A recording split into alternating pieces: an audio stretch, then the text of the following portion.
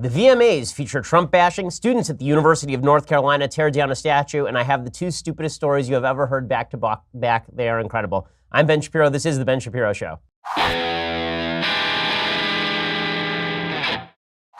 These stories are so good that I can't even get through the opener. That's how amazing these stories are. We'll get to all of the latest news. But first, let's talk about the fact that you brush your teeth wrong. Okay, we know you do. You go to the dentist, and then they ask you how often you brush your teeth and how long are you brushing your teeth, and then you lie to your dentist, and then you go home and you feel good about yourself. But you're a liar. The reality is that you need Quip. You need Quip electric toothbrush. It's the new electric toothbrush that packs just the right amount of vibration into a slimmer design at a fraction of the cost of bulkier traditional electric brushes. That gives you guiding pulses that alert you when to switch sides, making brushing the right amount of effortless. And Quip also comes with a mount that suctions right to your mirror and unsticks to use as a cover for hygienic travel anywhere, whether it's going in your gym bag or carry-on. And because the thing that cleans your mouth should also be clean, Quip's subscription plan refreshes your brush on a dentist-recommended schedule, delivering new brush heads every 3 months for just $5. So as soon as you sign up, you never have to worry about it again. Quip is backed by a network of over 10,000 dental professionals. It really is fantastic. It travels really easily. When you replace the battery, it takes about 5 seconds. It's really simple, and you don't have to have that giant charging station they hook up next to your mirror and takes up ugly mirror space. Go check it out right now. Quip starts at just $25. If you go to getquip.com/Shapiro right now, you'll get your first refill pack free with a Quip electric toothbrush. That is your first refill pack free at getquip.com/Shapiro. Again, getquip.com/Shapiro. I love my Quip electric toothbrush, and you will too. Getquip.com/Shapiro. So, last night was the Video Music Awards, the most important of all award ceremonies, because it is deeply important that we have award ceremonies that give awards to people who earn millions and millions of dollars for making crappy music that is popular. And I know, you're going to tell me that I'm an elitist in my taste. Right, because I like good things. And just because things are popular doesn't make them good. See the movie Titanic for an example. But the Avatar is an even better example. What is more telling about the VMAs than anything else is the amount of political posturing that happens at the VMAs. The reason the Democrats are having trouble in the middle of the country is because there's an elitist feel to the Democrats. The reason Donald Trump won is not because there were all these dispossessed people in the center of the country who felt economically left behind. The reason that Trump won is because Trump was a giant middle finger to a bunch of people in Hollywood and New York. That's really what Trump was. What Trump was people getting sick of being told that they were racist, sexist, bigot, homophobes, and Trump responding by basically flipping everybody off. And the Republican base cheering, yeah, because we were so sick of hearing over and over and over that we are terrible people.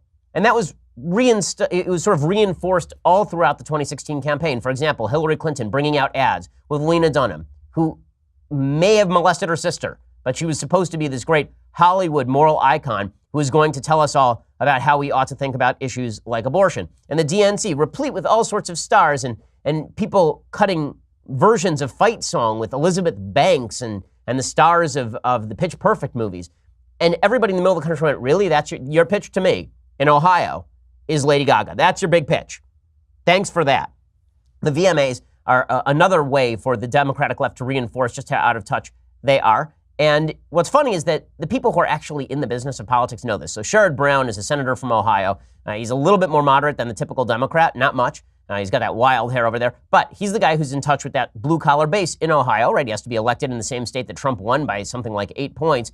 Well, Sherrod Brown was on TV yesterday on the MSNBCs, and he said that Democrats aren't really showing that they're fighting for the little guy. Well, I think Democrats have not talked enough about fighting for the little guy. I mean, it really our party. Are they too into life with too free trade? They're not. They're too. The party has been too free trade, but the Republicans have been more free trade. But that's our problem to show where we are and fight for workers. But I don't think the voters necessarily think what we should be thinking, and that is you fight for the little guy, whether she punches a clock, whether he works in a diner, whether she works construction, whether he works in manufacturing. So let's ask a question. Those people who are punching a clock, working in a diner, working in manufacturing, the people who are working on assembly lines or who are going to a factory in the evenings, do they really want to hear from a bunch of pampered celebrities who earn millions of dollars to read lines written by others or sing songs written by others or warble off-key songs that are then later auto-tuned for millions of dollars? Do they want to hear from those people about what America really constitutes?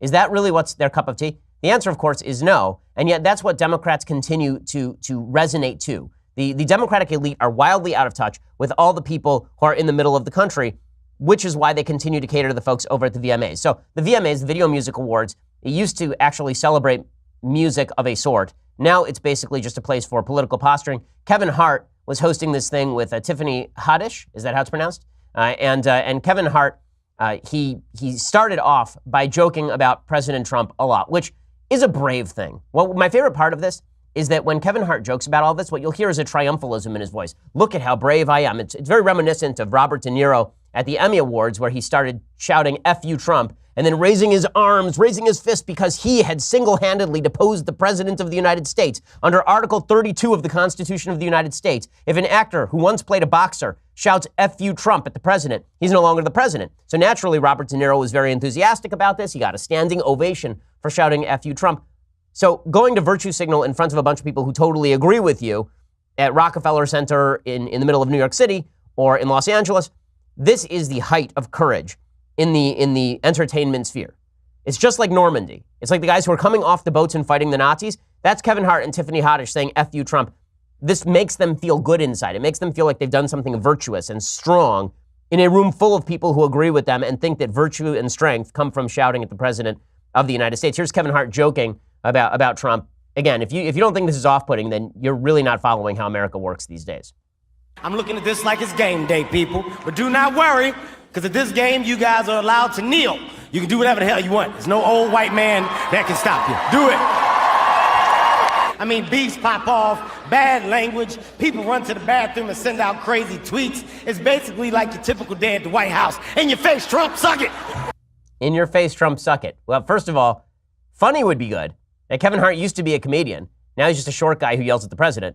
And he's one of the few people in America that I'm allowed to call short because he's actually shorter than I am. But in any case, I'm gonna at least take a moment to enjoy that. But Kevin Hart, doing this routine at the Video Music Awards, broadcast across the nation, watched by 7 people, but treasured by the celebrity culture in the Democratic Party, is that sort of thing going to hurt Trump, or is it going to help Trump? The answer, of course, is it's radically going to help Trump. Every time people in the culture decide to insert themselves into politics, everyone else gets really, really annoyed. But it wasn't just that.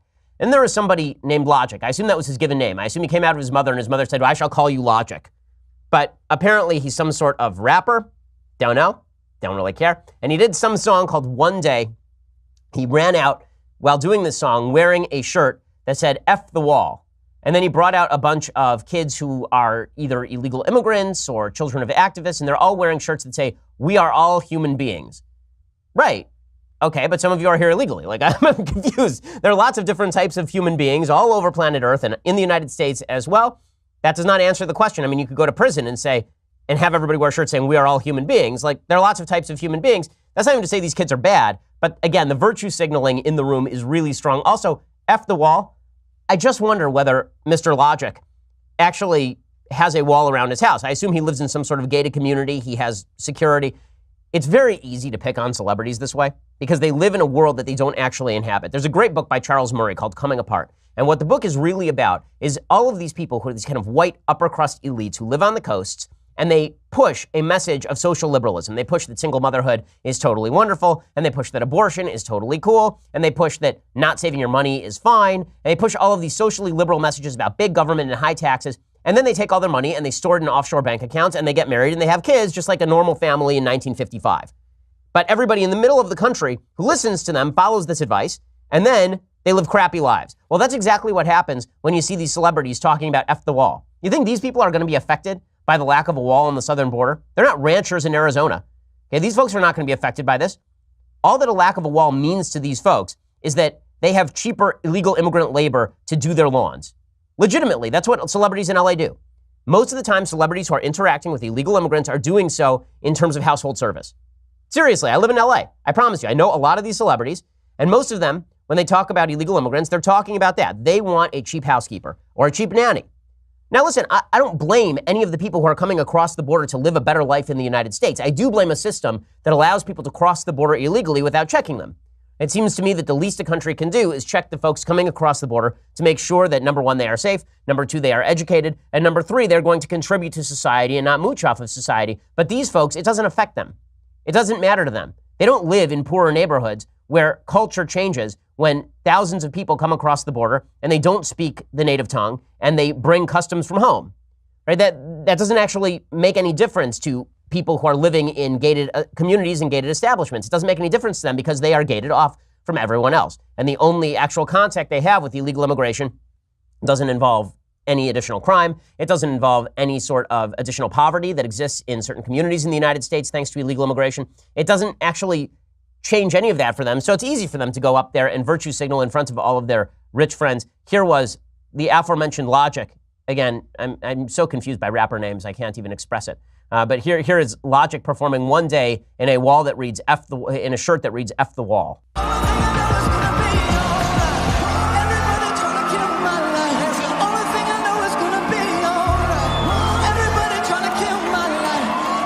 I really have to admit, it's almost impossible not to watch this particular number and just get flashes to Pop Star with Andy Samberg, because it legitimately is one guy singing like who is it, George Michael in it, with George Michael singing, and then some guy rapping about social justice in the background. It's really incredible. So if you haven't seen that movie, you should go check it out. It's very obscene, but it's really, really funny. But that's what all of this stuff is, and it is inherently absurd. It's inherently absurd. They didn't just do that. They also cut a TV promo to get out the vote, which is really exciting. They had all of these celebrities who cut a TV promo trying to tell everybody it's important to rock the vote, because this is what we need, is celebrities telling people to vote. I would prefer, frankly, that fewer uninformed people vote rather than everybody who watches the VMAs voting. Also, if people are voting because a celebrity told you to, then you probably shouldn't be voting in the first place. The final word on this comes courtesy of Michael Avenatti, who legitimately showed up at the VMAs. I will explain in just 1 second. But first, let's talk about something deeply exciting, your air filters. Oh yes, I know. You're living in your home right now. You're thinking, I don't need an air filter. Yeah, go open up that vent. I promise you, when you open it up, what it's going to be is a bunch of gunk in your air filter, and you've been breathing that in for months because you didn't care enough to think about the exciting topic of your air filters. Well, this is why you need FilterBuy. It's America's leading provider of HVAC filters for homes and small businesses, with over 600 sizes that ship for free within 24 hours. Plus, they're manufactured right here in the United States. I recommend that you subscribe so you don't forget to regularly replace those filters like I do. Plus, they knock 5% off the order when you do subscribe.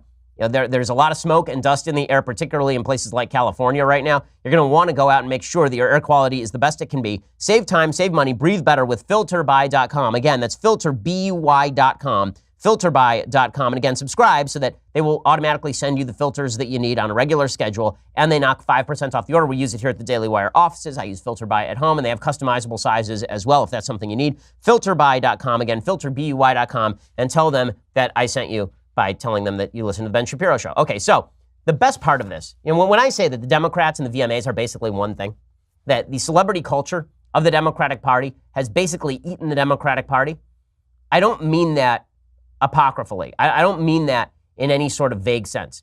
Barack Obama is sort of the celebrity to the celebrity culture, and the mutual back scratching of celebrity that went on during the Obama administration was pretty incredible. Everybody in Hollywood thought Barack Obama was a celebrity, and Barack Obama wanted to hang out with the celebrities who thought that he was a celebrity.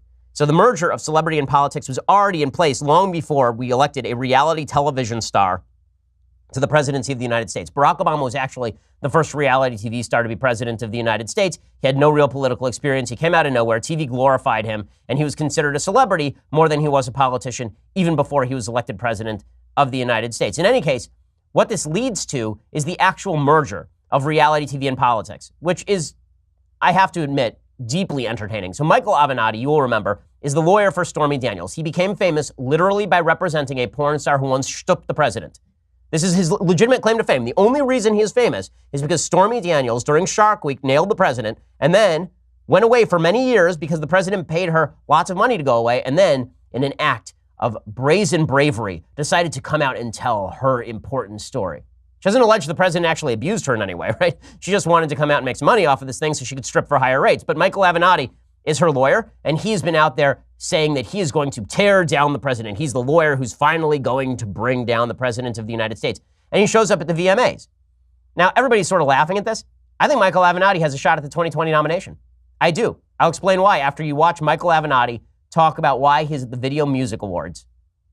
The heck are you doing here? Well, I was invited to this great event. It's a pretty cool event, and I thought I'd show up. Were you surprised to be invited? A little bit, but, hopefully it won't be the first time. Well, it is the first time. Hopefully it won't be the last time. So are you really considering a run for president? I am. I'm serious about it. I'm seriously looking at it. I'm traveling around talking to people in the country, and, I've been really surprised at how much enthusiasm there is out there for the potential. So I'm going to make a decision. I want to be smart about it, deliberate. You know why? Because the VMAs is a signifier of Democratic id. If you want to know what Democrats feel, all you have to do is really watch the VMAs. You want to know what Democrats think, you have to look at their various policy proposals, and you have to talk to the Democrat Socialists of America and all the rest. If you want to know what they feel, watch the VMAs, and that is a visceral hatred for the President of the United States. And Michael Avenatti represents that in a pretty solid way. His entire claim to fame is yelling at Trump. And so now he's at the VMAs yelling at Trump. And people look at him and they go, I like that guy. You know why? Because he yells at Trump. That's awesome. If the Democrats disappoint in 2018, if they don't take back Congress in 2018, for example, you could see such a strong backlash, so much anger, that somebody like Avenatti could actually win some primaries based solely on, I'm the only guy in this room who's actually sued the President of the United States. I'm the only guy in this room who's willing to say basta. I'm the only one in this room who's aggressive enough to take on the president. That has some appeal to Democrats because the VMAs represent the id, Michael Avenatti is the id, and the Democrats have basically decided to cave to their id as opposed to following the sort of blue-collar tactics that Sherrod Brown would prefer. Okay, meanwhile, as I say, the President of the United States, Trump was elected because of cultural issues. So here are a couple of cultural issues. There are a lot of stories that we use in radio and podcasting on Twitter that signify this is why Trump won. You get that a lot. This is why Trump won. Something dumb happens and people tweet out, this is why Trump won. But these dumb stories actually are sort of why Trump won. So here's one of those examples today. This is such a great story. This is courtesy of the Associated Press. You ready? Mondelez International, the parent company of Nabisco, has redesigned the packaging of its Barnum's Animals crackers after relenting to pressure from people for the ethical treatment of animals. PETA, which has been protesting the use of animals in circuses for more than 30 years, wrote a letter to Mondelez in the spring of 2016 calling for a redesign. Given the egregious cruelty inherent in circuses that use animals and the public's swelling opposition to the exploitation of animals used for entertainment, we urge Nabisco to update its packaging in order to show animals who are free to roam in their natural habitats, PETA said in its letter.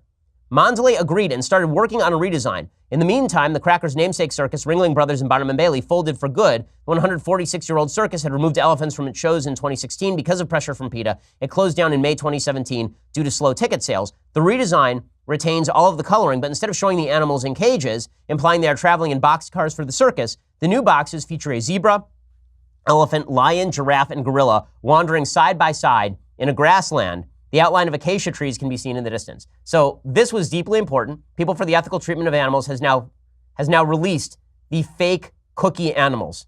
It's no longer enough to have free-range chickens. We now have to have free-range cookie chickens.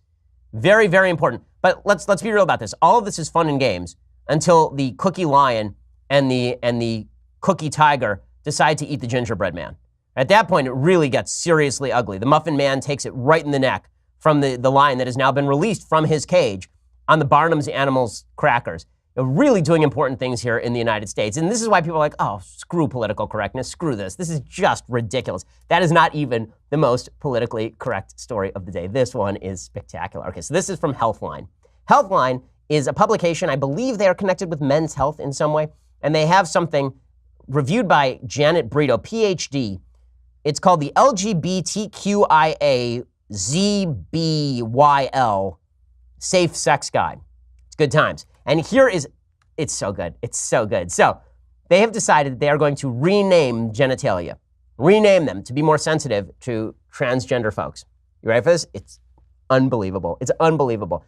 For the 1,000th time, my wife happens to be a doctor, which means she uses medical terminology. Even when I teach my children what genitalia are, my daughter is 4.5 years old and knows the name of genitalia. And then she calls it her private zone. She uses a euphemism. Just like most parents, I don't want my kids running around in stores screaming penis or vagina, right? That's just what we do. But that's because my children are children. And when we actually discuss actual biology, it's good to know the terminology and not to say pee-pee, right? It's good to know the actual terminology. However, it's apparently very, very bad. Very bad. Because here's what Healthline says. These guides, too many guides with regard to LGBTQ issues, often unnecessarily gender body parts as being male parts and female parts. So yes, correct. Like in every sexually dimorphic species, which is to say every animal species on planet Earth, the penis is a male part and the vagina is a female part because these still have biological meanings because we're not idiots, but apparently we are idiots. I've assumed too much. Okay, these guides often unnecessarily gender body parts as being male parts and female parts and refer to sex with women or sex with men, excluding those who identify as non-binary. Okay, you can't have sex with a non-binary body part. It doesn't exist. That's not a thing. Unless you are screwing a tree, that's not a thing. And many individuals don't see body parts as having a gender. People have a gender. But body parts have a sex. What in the world are you talking about? Are you saying that it's just some sort of social construct that the presence of a penis seems to be connected with male genetics? That's a social construct? Okay, I can't wait to give you the punchline to this, because the punchline to this is so unbelievably good. Okay, the punchline is just, it's astonishingly good. But first, we need to talk about your nutritional habits. Everything that we've been taught about weight loss is making us unhealthy. The supplements we've been accustomed to are loaded with sugar and artificial ingredients and processed foods. If you're on the hunt for healthy supplements that are packed with nutrients that actually promote weight loss, then you should take a look at 310 Nutrition. 310 Nutrition is a brand you can trust to help you lose weight and live out a healthy lifestyle with the help of a variety of awesome products. Folks at the office are using 310 Nutrition. They make 310 meal replacement shakes, which are packed with top quality plant-based proteins, vitamins, minerals, superfoods, probiotics. 310 Lemonade Water Enhancer for folks who don't like the taste of water. Instead, you can get 310 Lemonade, which helps you stay hydrated. And they have an online community as well. You can join the 310 community on Facebook and Twitter. It's a great way to engage with hundreds of thousands of people for support and helpful tips on eating healthy and nutrition. Join the 310 Nutrition community for free. Go to 310family.com. In addition to that great community, 310 Nutrition is offering my listeners their 310 Starter Nutrition Kits. You can give it a try for just $14. You'll receive an assortment of 310 meal replacement shakes, a meal plan ebook, a gift card, many other products. Don't miss out on this great offer and the free community. Joining 310 Nutrition is a great way to engage with thousands of like-minded individuals also looking to live a healthy lifestyle. Go to 310family.com. That's 310family.com, 310family.com, and go check it out right now. You get that 310 Starter Nutrition Kit for just $14. Okay, so here is the punchline to this LGBTQIAZAY guide. Okay, here's the punchline. So they've already said these guides unnecessarily gender body parts as being male parts and female parts. So here's their solution. Here's their solution. The notion that a penis is exclusively a male body part and a vulva is exclusively a female body part is inaccurate. No, it's not. By using the word parts to talk about genitals and using medical terms for anatomy without attaching a gender to it, we become much more able to effectively discuss safe sex in a way that's clear and inclusive. For the purpose, here it is. It's so good. It's so good. Okay, there's no way to pitch how good this is. For the purposes of this guide, we will refer to the vagina as the front hole instead of solely using the medical term vagina. This is gender-inclusive language that's considerate of the fact that some trans people don't identify with the labels the medical community attaches to their genitals. The front hole. Okay, so, again, my wife's a doctor. If she is doing a gynecological exam, she is not going to ask a biological woman if she can see her front hole, because that's absurd. That is ridiculous. And I'm afraid that these folks are mixing up their face hole with their rear hole, because basically their head is up their ass. That's what I'm trying to tell you here. That is so ridiculous. But this is how far we've come. You want to know why you got Trump? This is why you got Trump. I know. Everybody's like, what does this have to do with Trump? It has to do with, everybody looks at these stories and we go, that guy, okay, fine, whatever. You're going to do this? Fine. That ridiculous human being. Let's just make him president. I don't even give a crap anymore. At least he's not doing front hole. At least we're not going to have a Democratic debate. You're not going to see a Republican debate where they argue over the proper terminology for terms that have been settled by science for all of history. So we're not going to do this. We're not going to do this. Honest to God, front hole.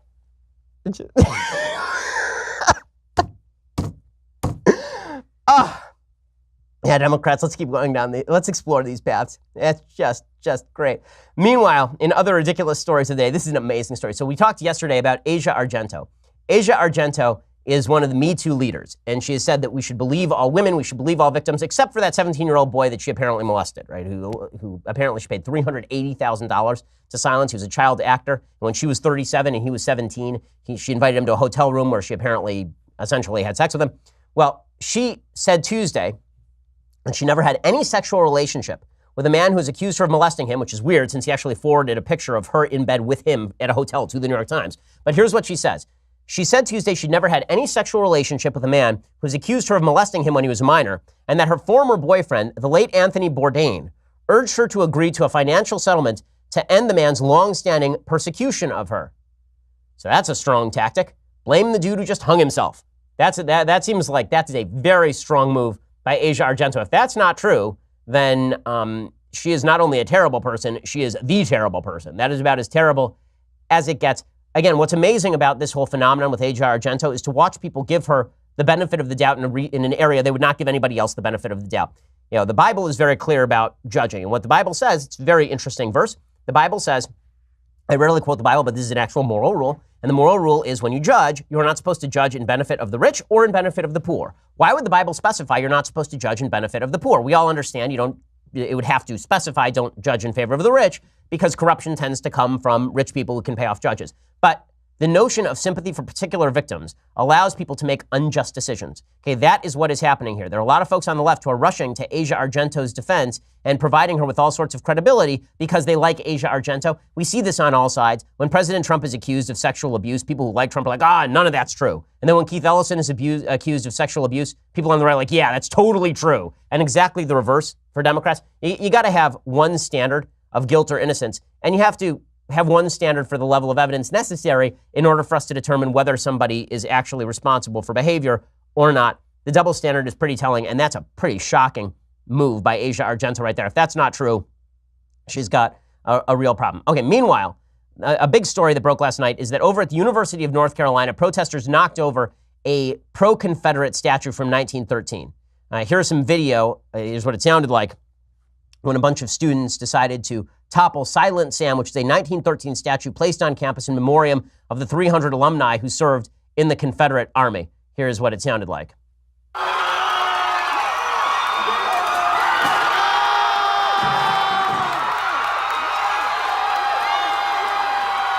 So they're pulling down the statue, and people are celebrating and cheering and kicking the statue and stomping on the statue as though they've just pulled down a statue of Stalin or a statue of Saddam Hussein in the aftermath of the fall of the Soviet Union or the destruction of the Hussein regime. I think that there is a solid case that Silent Sam should not be on public property. I'm not a big fan of removing monuments. I tend to agree with Condoleezza Rice, who I think made this case very well. She says, I'm a firm believer in keep your history before you, and so I don't actually want to rename things that were named for slave owners. I want us to have to look at those names and recognize what they did, and to be able to tell our kids what they did, and for them to have a sense of their own history. When you start wiping out your history, sanitizing your history to make you feel better, it's a bad thing. I agree with Condoleezza Rice. I think that people should be forced to look at that statue and then cope with the legacy of slavery in the United States and the legacy of the Confederacy.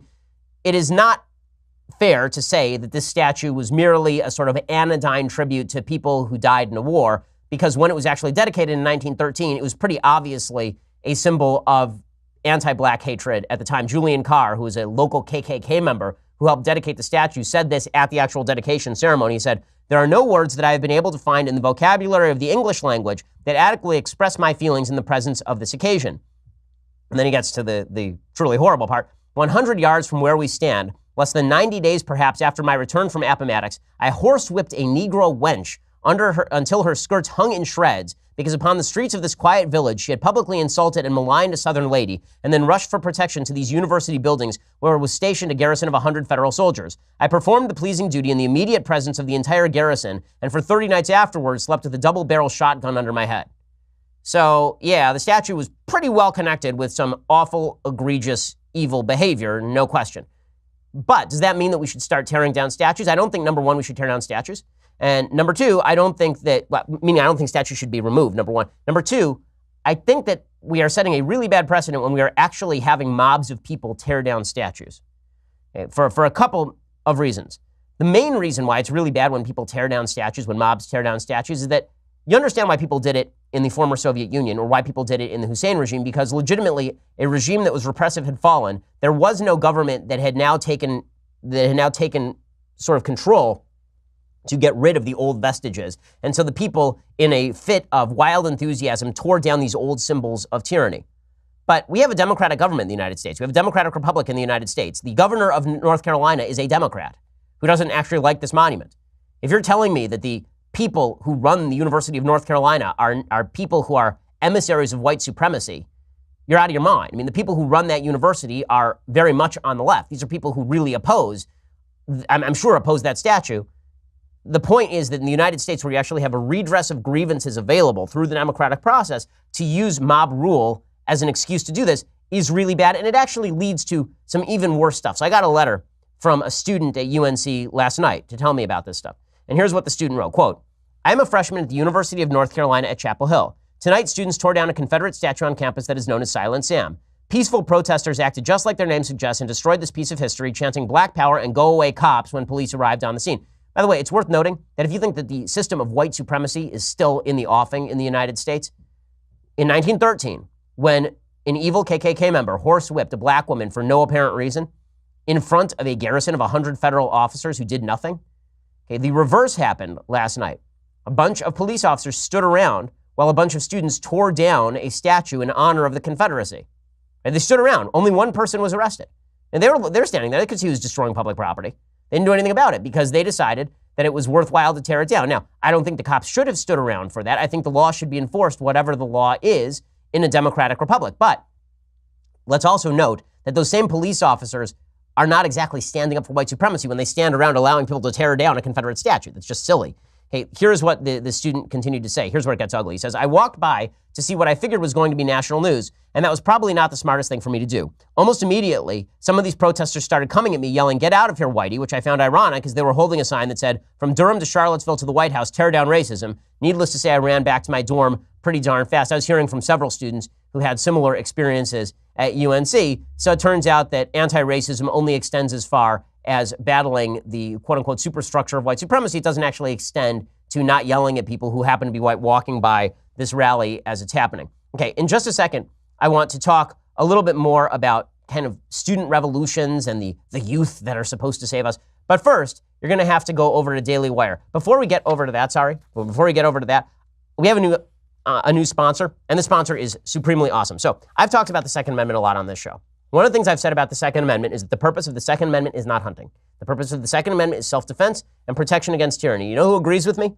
The Bravo Manufacturing Company. It was started in a garage by a Marine vet more than 2 decades ago to build a professional-grade product that actually meets combat standards. BCM believes the same level of protection should be provided to every American, whether they are a private citizen or a professional. BCM is not a sporting arms company. They design, engineer, and manufacture life-saving equipment. They assume that each rifle leaving their shop will be used in a life or death situation by a responsible, law-abiding citizen, law enforcement officer, or a soldier overseas. Each component of a BCM rifle is hand-assembled, tested by Americans to a life-saving standard. Obviously, they abide by all federal and state law. BCM feels a moral responsibility as Americans to provide tools that are not going to fail the user when they're not just looking at a paper target when, God forbid, somebody is in your home with nefarious intent. BCM works with leading instructors of marksmanship from top levels of America's Special Ops Forces, from Marine Corps Force Reconnaissance to U.S. Special Ops Forces, who can teach the skills necessary to defend yourself, your family, or others. To learn more about Bravo Company Manufacturing, go to BravoCompanyMFG.com. You can check out their product special offers and upcoming news. That's BravoCompanyMFG.com. And go check it out right now. And if you want to see their videos and learn more about them, youtube.com/BravoCompanyUSA. You can learn about the awesome people who make up the company. They're really great folks. I've talked to them. BravoCompanyMFG.com. Go check them out. Again, these weapons were made for your protection. BravoCompanyMFG.com. Okay, so if you want to hear about the latest in Trumpland and all the rest, you're going to have to go over to dailywire.com. $9.99 a month gets you the rest of our show live, gets you the rest of Michael Knowles' show live, the rest of Andrew Klavan's show live. It also gets you access to our mailbag, which we'll be doing on Friday. Have all of your most deeply held, profound questions answered in real time when you become part of the mailbag. When you get the annual subscription for $99 a year, you get this, the greatest in all beverage vessels. Behold it. Feast your eyes upon this. And then, if you so choose this. And if there's a reason that Indiana Jones chose this particular vessel and he survived the bout with the Holy Grail. This may in fact have been the Holy Grail. Not my religion, I really don't know. But you'll have to check that out, $99 a year, and you get that, the best beverage vessel of all time. Also, go check us out at YouTube, go over at iTunes. We have a Sunday special coming up this week that's going to be awesome. Hit the little bell when you subscribe at YouTube. It allows you to be updated every time we have a new piece of content. We are the largest, fastest growing conservative podcast in the nation.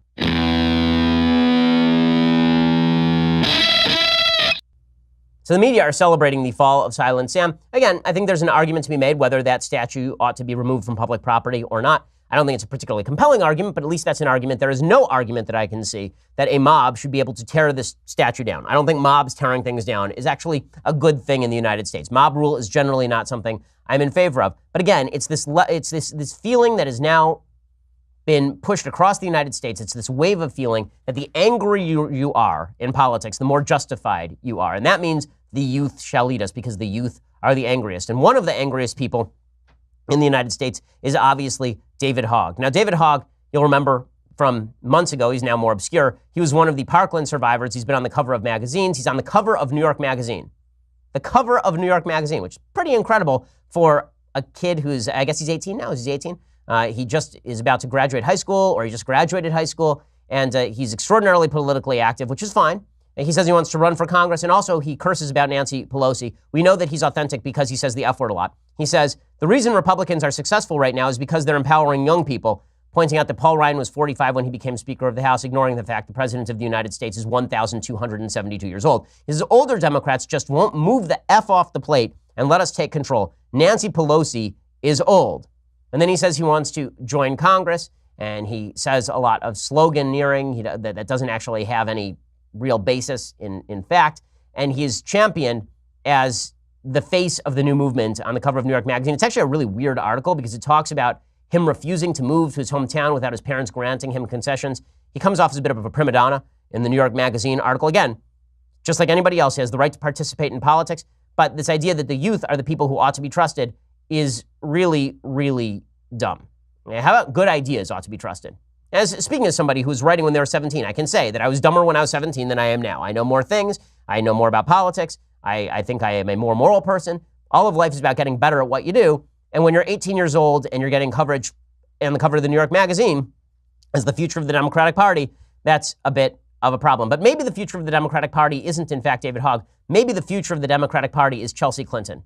So after years of people on the right warning that Chelsea Clinton would run for office and her saying no, yesterday she came out and she said maybe.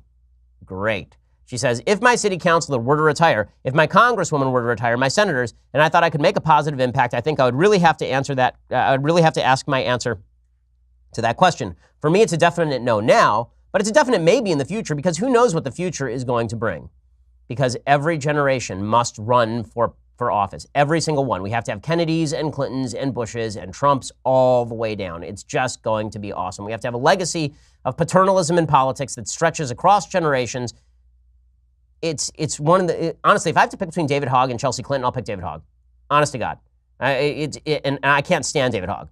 I'll pick him just because at least he's fresh blood. At least he's somebody who's engaged. At least he's not just doing it because mommy and daddy were doing it and then got rich off of it. It's really insipid.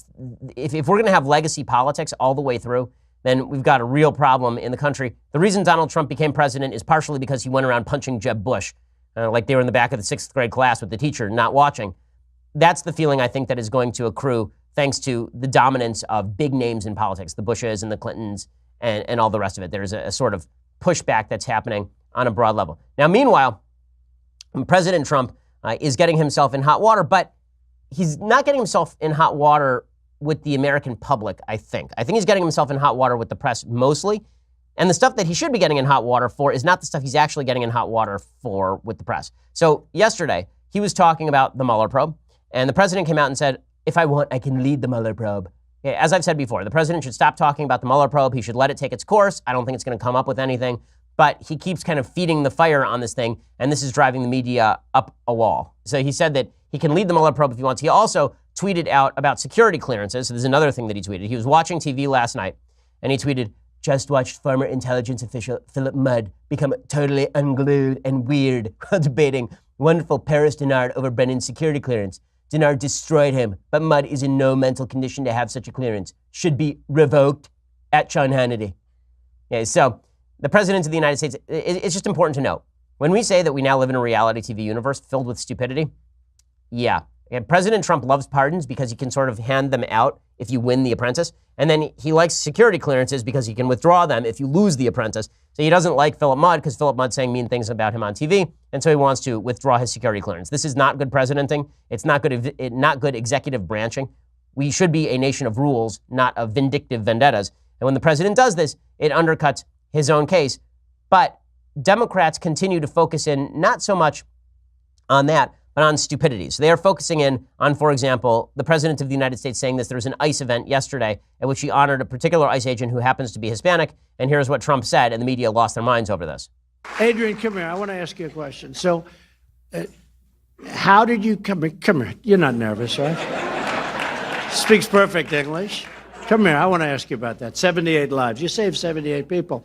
Okay, I don't know why he would say the guy speaks perfect English. I mean, I guess he looked at him and he said, Hispanic dude. I have to point out that he speaks perfect English because the president is, suffice it to say, sometimes thick So that is not a great statement, but the media decided this is a deeply, deeply important scandal. It's indicative of something deep and horrifying about President Trump. Most of the country, though, is more focused on the fact that the Democrats are ripping on ICE generally than on the fact that the president says impolitic and dumb things about members of ICE. The president is actually honoring that guy. The Democrats would disband ICE. So while the president is honoring that guy in the dumbest possible way, the Democrats would actually disband ICE and get rid of the borders. They're sending out people with shirts that say F the wall at the VMAs.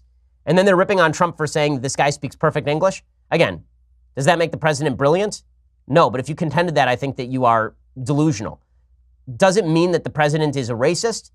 I think it means the president is racially insensitive, but did we not know that before? But when it comes right down to it, if I have to choose between the racially insensitive guy who supports ICE and the person who is perfectly politically correct, who does not support ICE, most Americans are going to side with President Trump on that. Meanwhile, members of the media are still pushing President Trump on the Mueller stuff, and Trump is responding. Here is Chris Cuomo, who is, again, in a running gun battle with his brother for stupidest Cuomo brother, and he starts ripping into Corey Lewandowski, who, again, is about as bright as a tomato.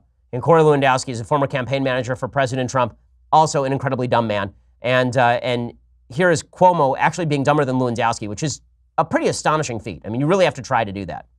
If you've got nothing to hide, you talk. How many times has he said, I want to sit down with Mueller, I want to tell him? So do it. Well, look, I'll tell do you it. this. Okay, the president isn't talking to Robert Mueller, not because he's not man enough, but because if he does, he understands that any sort of misstatement will be used by Mueller to charge him with obstruction of justice or perjury. The idea there is no perjury trap, this is what the media are saying now. If you have nothing to hide, why don't you talk to Mueller? Okay, guys, if you have nothing to hide, why don't you let the IRS audit your books every year? If you have nothing to hide, why don't you let the police into your house? This is just foolishness. The president isn't going to talk with Mueller because the president is fond of saying ridiculous things, and in a legal context, that is a huge mistake. The reason that I'm bringing all this stuff up with President Trump is that Trump says dumb things on a fairly regular basis. But the media are always at 11.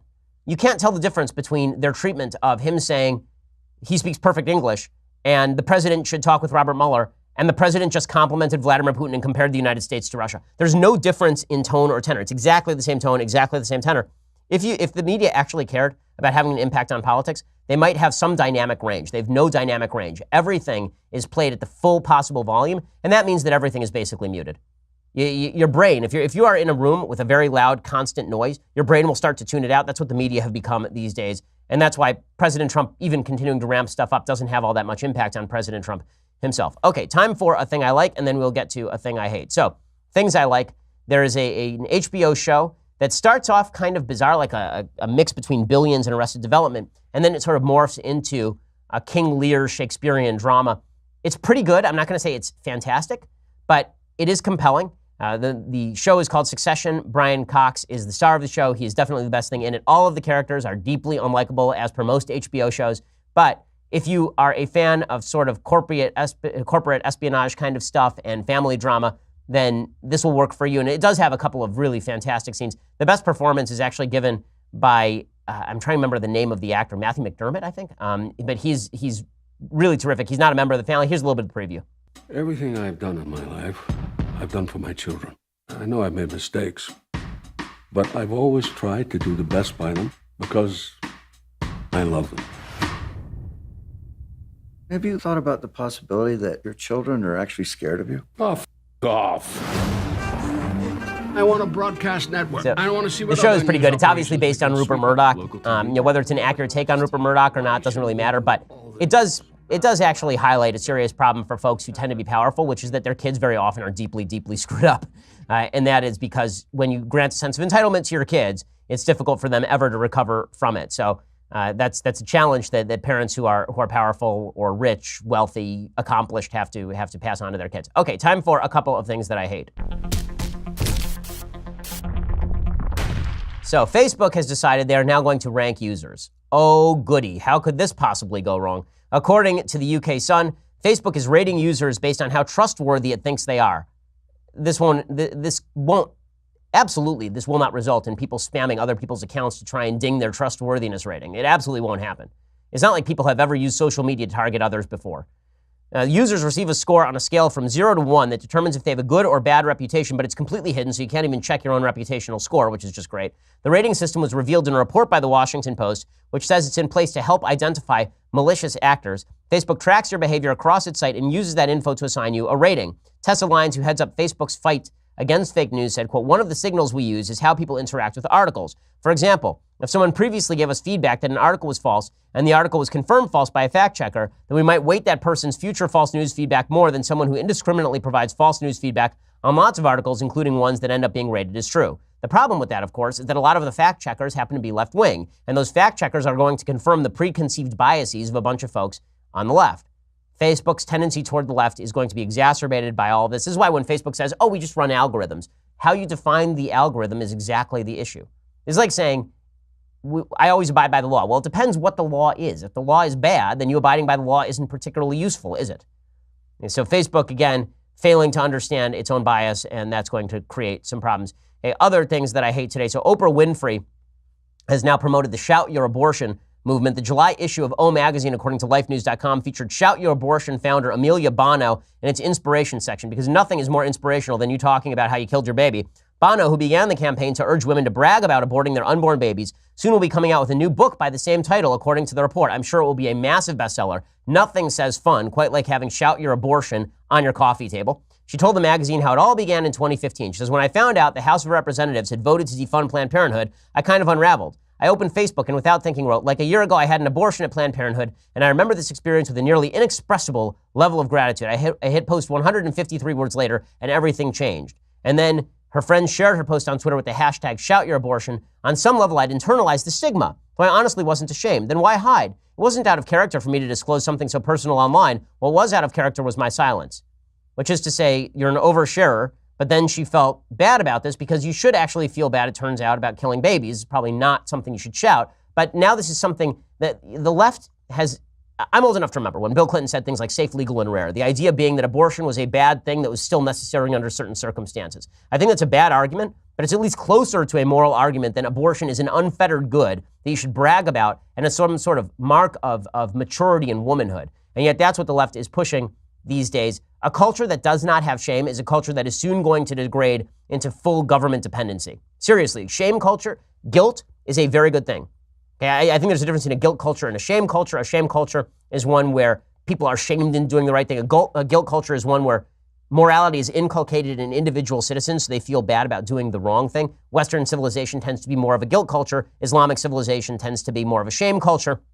But if there is neither shame nor guilt, then what you end up with is a culture where every sin is considered a positive, and we're all supposed to cover for you because, after all behaviors are supposed to result in equal benefit to you. Whether you have an abortion or not, whether you're a single mom or not, it's all supposed to end up exactly the same way for everyone. This is how you end up with a society of people who are dependent on the largesse of others who happen to be more responsible citizens anyway. It's bad stuff all the way through, but Oprah's always been a deeply socially liberal person, and this is why if she ever ran for president, I think a lot of her veneer would immediately come off. I think that she's got this cross-cultural appeal that comes out, that starts to be washed away the minute that she comes out as the partisan hack that she actually is. Okay, we'll be back here tomorrow with all the latest. I'm Ben Shapiro. This is The Ben Shapiro Show. The Ben Shapiro Show is produced by Senya Villarreal, executive producer Jeremy Boring, senior producer Jonathan Hay. Our supervising producer is Mathis Glover, and our technical producer is Austin Stevens. Edited by Alex Zingaro. Audio is mixed by Mike Caramina. Hair and makeup is by Jesua Alvera. The Ben Shapiro Show is a Daily Wire Forward Publishing production. Copyright Forward Publishing 2018.